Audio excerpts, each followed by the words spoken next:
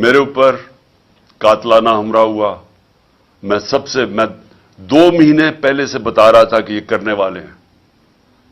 مجھے پتا تھا کون ہے, مجھے اب بھی پتا کون ہے.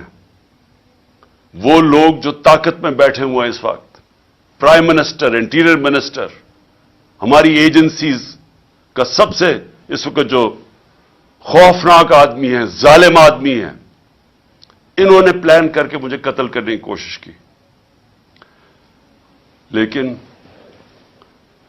ایک پلان انسان بناتا ہے, ایک اللہ بناتا ہے. اس کا میں شکر ادا کرتا ہوں کہ آج تحریک انصاف ادھر پہنچ گئی ہے.